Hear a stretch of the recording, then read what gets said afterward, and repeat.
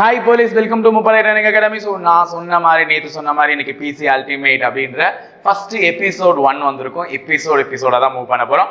So எந்த episode உனக்கே ஒரு கவுண்ட் இருக்கும்ல சார், நான் சப்போஸ் 10வது எபிசோட் பார்க்குறேன்னா பாக்கி 9 எபிசோட் நம்ம பார்க்கலாம். அப்போ 9 எபிசோடுக்கு நீ ப்ரீவியஸ் கிளாஸஸ் போயிட்டு என்ன பண்ணணும், கண்டிப்பாக பார்த்துட்டு வரணும் அப்படின்றது உனக்கு ஒரு ஐடியா வந்துடும். ஸோ இன்னைக்கு எபிசோட் 1ல நம்ம என்ன எடுக்க போறோம்னா அறிவியல் கேள்விகள் தான் எடுக்க போகிறோம். ஸோ ஈஸியாக இருக்கும். இந்த 25 கேள்விகள் எங்க கூட சேர்ந்து ப்ராக்டிஸ் பண்ணும்போது உனக்கு ரொம்ப ஈஸியாக இருக்கும். ஒரு ரிவிஷனாக இருக்கும், ஏறத்தாழ ரிவிஷனாக இருக்கும். ஸோ எக்ஸ்ட்ரா பாயிண்ட்ஸ் எதுனா சொன்னா நோட்ஸ் எடுத்துவே அதை மைண்ட்ல பதிச்சுக்கோ அப்படின்னு தான் சொல்லியிருக்கோம். என்னை பொறுத்தவரை நோட்ஸே எடுக்கலனா கூட கிளாஸ் ஒழுங்காக கவனிச்சுன்னா ஈஸியாக பண்ணிடலாம். ஸோ இந்த பிசி அல்டிமேட் சீரிஸ்க்கு உங்களை நாங்கள் வரவேற்கிறோம். ஓகேவா? ஃபர்ஸ்ட் டே ஃபர்ஸ்ட் ஸ்டார்டிங்ல போகிறோம். இதே மாதிரி உங்களுடைய சப்போர்ட்ஸ் தொடர்ந்து இருந்துச்சுன்னா பிசி அல்டிமேட் சீரிஸ் தொடர்ந்து வரும். இல்லாட்டி அதுவும் ட்ராப் அவுட் தான் ஆகும். ஸோ அதையும் நான் சொல்லிக்கிறேன். ஸோ உங்களுடைய சப்போர்ட்ஸ் இருக்கிற வரையும் தான் நாங்களும் எங்களால் முடிஞ்ச அளவுக்கு இன்ட்ரெஸ்ட்டாக பல விஷயங்களை உங்களுக்கு தொடர்ந்து கொடுத்துக்கிட்டே இருக்க முடியும், உங்களாலையும் படிச்சுக்கிட்டே இருக்க முடியும். ஓகேங்களா? ஸோ இருக்கக்கூடிய காம்படிஷன் எப்படி இருக்கும்ன்றது தெரியும். ஸோ இந்த 15 நிமிடம் அல்லது 20 நிமிடம் என் கூட சேர்ந்து நீ ஸ்பெண்ட் பண்றதுல கண்டிப்பா உனக்கு அது பயனாதான் போய் முடியுமே தவிர கண்டிப்பா உனக்கு எடுத்து விட மாட்டோம். ஓகேவா? ஸோ அதை புரிஞ்சுக்கிட்டு படிக்க வரலாம். ஓகேவா? போலாம். எபிசோட் 1 அறிவியல் கேள்விகள்.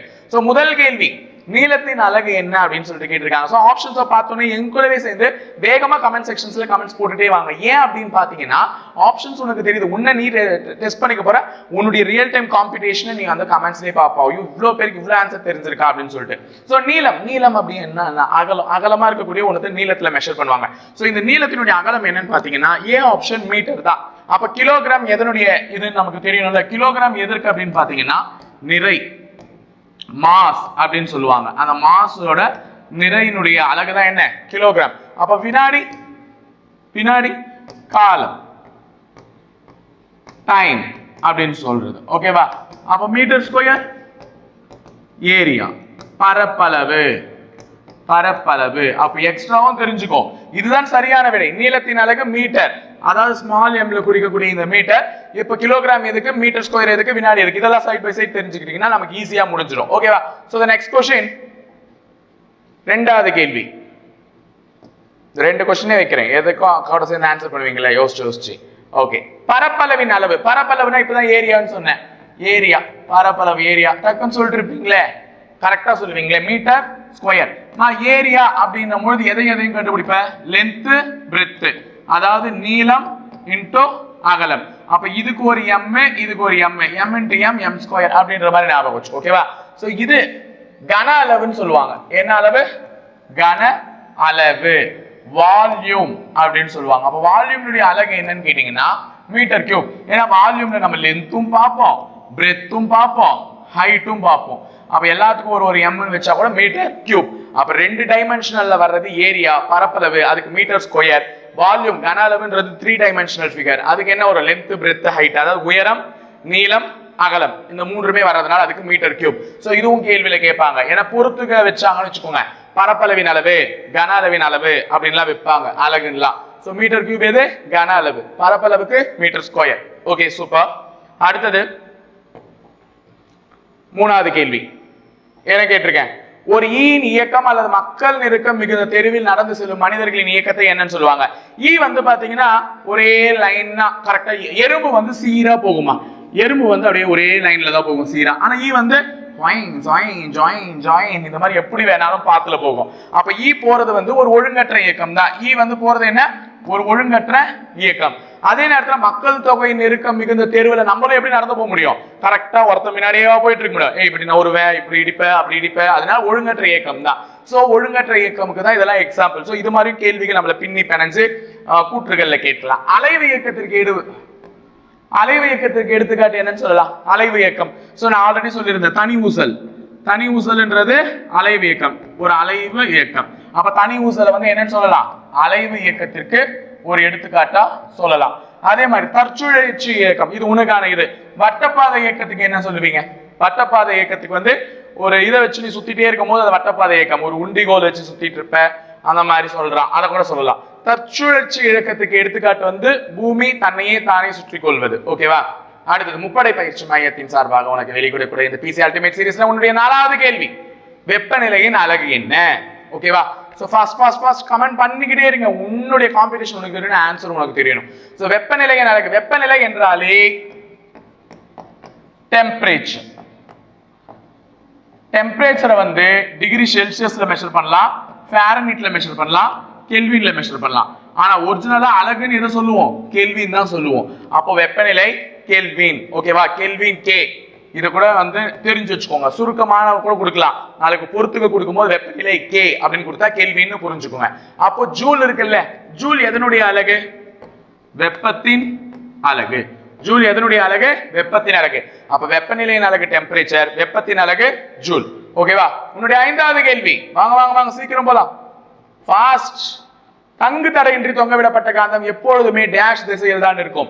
காந்தம் அப்படின்னாலே ஒரு காந்தத்தை நீ எத்தனை துண்டான வெட்டு, இப்படி இருக்குல்ல ஒரு காந்தம், இதை நீ வெட்டு 2 காந்தமா மாறும்.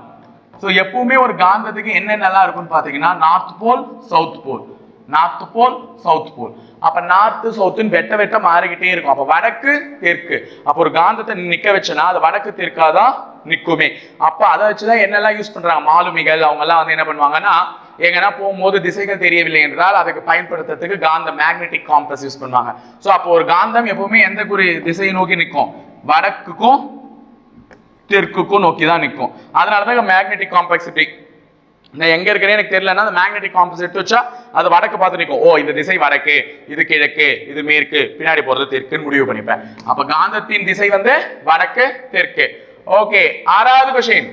நீரின் மூலக்கூறு வாய்ப்பாடு எல்லாருக்குமே தெரிஞ்சிருக்கும்பா. நீரின் மூலக்கூறு வாய்ப்பாடு டக்குன்னு சொல்லிட்டு இருப்பீங்க. H2O, hydrogen 2, oxygen 1, H2O. ஓகேவா? சூப்பர். நீரின் மூலக்கூறு வாய்ப்பாடு வாட்டர், வாட்டரோட மாலிகுலர் ஃபார்முலா, வாட்டரோட மாலிகுலர் ஃபார்முலான்னு சொல்லுவாங்க.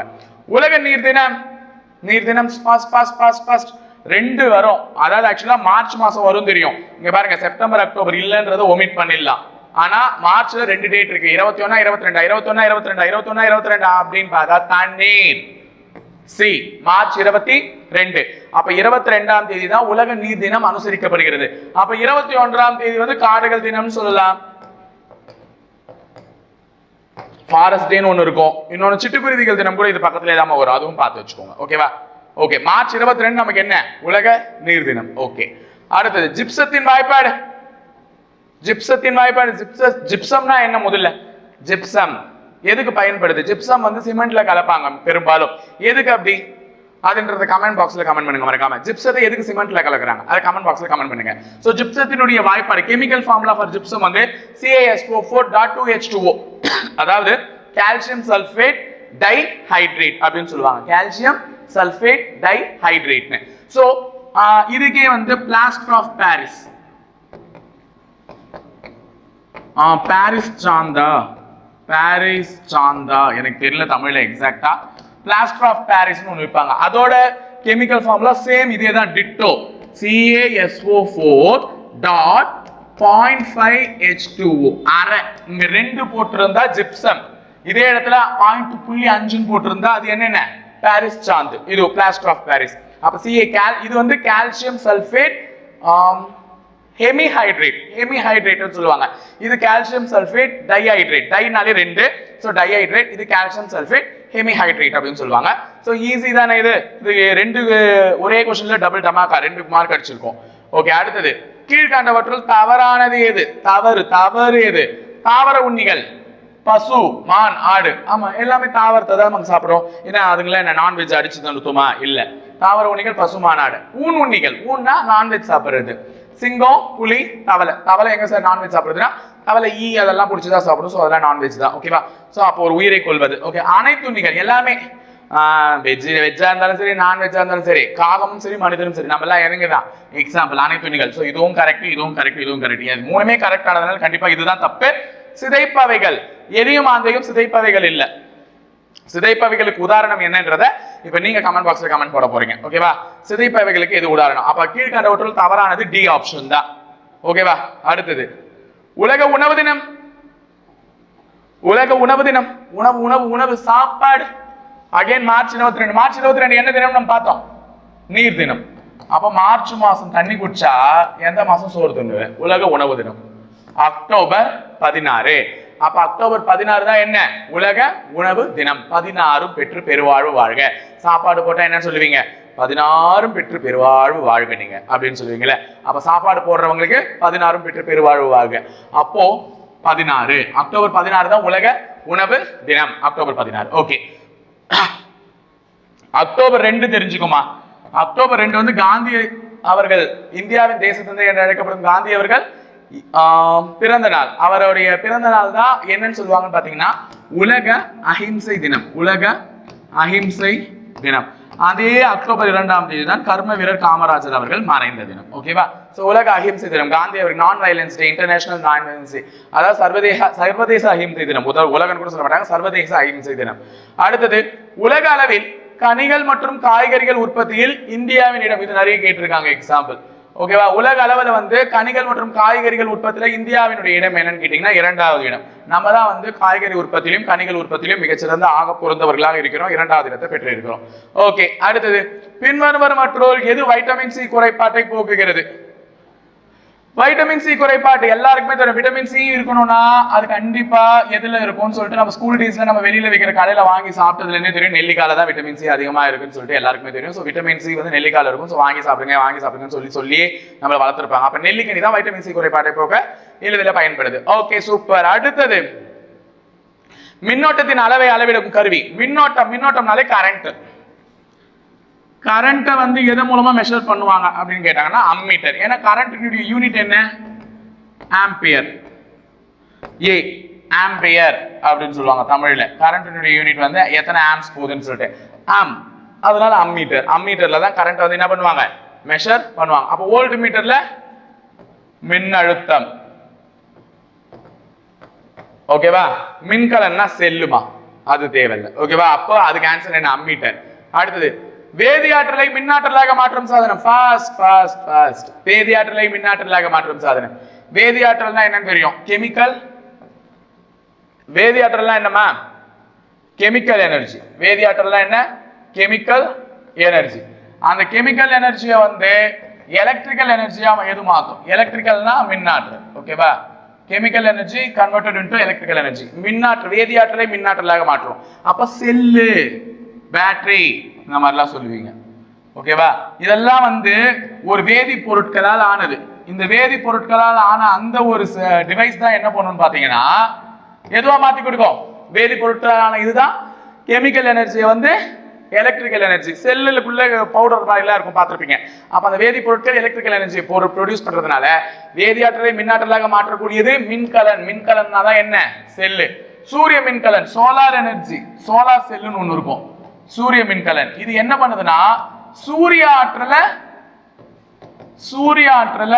மின்னாற்றலா மாற்றுது. சூரிய ஆற்றலை மின்னாற்றலா மாற்றுது. எது? சூரிய மின்கலன், சோலார் செல். இது மின்மாற்றி, டிரான்ஸ்ஃபார்மர் அப்படின்னு சொல்லுவாங்க. இது வேற. ஓகேவா? ஏசி என்ன பண்ணும்? ஏசியாவே மாத்தி தரும். ஒன்னு அதிகப்படுத்தி தரும், இல்லைன்னா குறைவுபடுத்தி தரும். மோட்டார்னு சொல்றாங்க. மோட்டார் என்ன பண்ணும்? மெக்கானிக்கல் எனர்ஜி, சாரி இயந்திர ஆற்றல் இல்ல, மின்னாற்றல இயந்திர ஆற்றலா மாத்தி தரும். மோட்டார் வந்து என்ன பண்ணும்? மின்னாற்றலை இயந்திர ஆற்றலா மாத்தும். இயந்திர ஆற்றல். ஓகேவா? மின்னாற்றல்னா எலக்ட்ரிக்கல் எனர்ஜி, அதை வந்து மெக்கானிக்கல் எனர்ஜியா மாத்தி தர்றது எது? மோட்டார். அப்ப இந்த கொஸ்டின்லயே இவ்வளவு டிவைசஸ் பத்தி தெரிஞ்சுக்கிறோம். வேதியாற்றலை மின்னாற்றலா மாற்றத்துக்கு செல். ஏன்னா செல்லுக்குள்ளதான் அந்த பவுடர் மாதிரிலாம் இருக்கும், அதுல கெமிக்கல் பவுடர். அந்த பவுடர் வந்து என்ன தரும்? எலக்ட்ரிக்கல் எனர்ஜி தரும். அப்ப செல்லுலாம் வந்து வேதியாற்றலை மின்னாற்றலா மாற்றி தரும். சோலார் செல்னா சூரிய மின்கலன். அப்ப சூரிய எனர்ஜி, சூரிய ஆற்றலை தான் என்னவா மாத்தி தரும்? மின்னாற்றலா மாத்தி தரும். மோட்டார் என்னும் போது சுவிட்ச் போட்டா மோட்டர் சுத்துதா? அப்ப சுவிட்ச்ன்றது எலக்ட்ரிக்கல் எனர்ஜி. சுவிட்ச் போடுற கரண்ட் வருது, எலக்ட்ரிக்கல் எனர்ஜி வருது. அது மோட்டார் சுத்தும் போது மனிதனால இது பண்றது, இயந்திரமா சுத்துதா? அப்ப இயந்திர ஆற்றலா மாத்துது. அப்ப மின்னாற்றல இயந்திர ஆற்றலா எது மாத்தி தருது? மோட்டார். ஓகே, அடுத்தது பால் தயிராக மாறுவது டேஷ் ஆகும். பால் தயிராக மாறுவது ஒரு வேகமான மாற்றம்லாம் கிடையாது. அது ஒண்ணு என்ன மாற்றம்? மீளா மாற்றம். ஏன்னா திருப்பி வந்து தயிரை பாலாக்க முடியுமா? பால்ல இருந்து தயிர் எடுக்கலாம், தயிரில இருந்து பால் எடுக்க முடியுமா? முடியவே முடியாது. அப்ப பால் தயிரா மாறுறது வந்து ஒரு மீளா மாற்றம், மறுபடியும் மாறவே மாறாது. இது irreversible சொல்லுவாங்க. அப்ப ரிவர்ஸ் ஆகாது. பால் தயிரா மாறுச்சுன்னா தயிர் மோரா தான் மாறுமே தவிர தயிர் மறுபடியும் எதுவா மாறாது, பாலா மாறாது. அப்ப அது ஒரு மீளா மாற்றத்துக்கு ஒரு சிறந்த உதாரணம். அடுத்தது காற்றின் உள்ள ஆக்சிஜன் அளவு. இங்க கன்ஃபியூஸ் பண்றதுக்கு சில கேள்விகள் கொடுத்திருக்காங்க. ஒன்னு 20, இன்னொன்னு 21. இதுக்கு நீ தான் ஆன்சர் பண்ண போற. Comment answer. ஏன் நான் உனக்கு விடுறேன்னா இதுல புக்ல ஒரு டேட்டா இருக்கும், கூகுள்ல ஒரு டேட்டா இருக்கும். எக்ஸாக்டா காற்றில் உள்ள ஆக்சிஜன் அளவு 20.95. இதை ரவுண்ட் ஆஃப் பண்ண என்னன்னு சொல்ல முடியும் 21. ஏன்னா காற்றில் 78% என்ன இருக்கு? நைட்ரஜன் இருக்கு. நைட்ரஜன் அப்படின்னு சொல்லக்கூடிய நைட்ரஜன் இருக்கு எதுல? காற்றுல. ஓகேவா? இரண்டாவது, இது முதல். இரண்டாவது வந்து 21% ஆக்சிஜன் இருக்கு. ஆக்சிஜன் இரண்டாவதா. அப்ப 21% என்ன பொறுத்தவரை எக்ஸாக்ட் ஆன்சர். ஓகேவா? அடுத்தது 0.93% ஆர்கான் அப்படின்னு ஒரு கேஸ் இருக்கு. இந்த 0.03 சொல்றோம்ல, இது என்னன்னு பாத்தீங்கன்னா கார்பன் டை ஆக்சைடு CO2 0.03. ஓகேவா? அப்போ என்ன பொறுத்தவரையும் முதல்ல இருக்கிறது நைட்ரஜன் 78% இங்க இருக்கு பாருங்க. அடுத்தது 21% ஆக்சிஜன், 0.03% கார்பன் டை ஆக்சைடு. மூணுமே கேள்வியில எதுவா வேணா வைக்கலாம், இல்ல மேட்ச் தி ஃபாலோவிங்ல கேள்வி ஃப்ரேம் பண்ணலாம். சோ அத பார்த்து வெச்சுக்கோங்க. அப்ப காற்றில் உள்ள ஆக்சிஜன் அளவு 21%.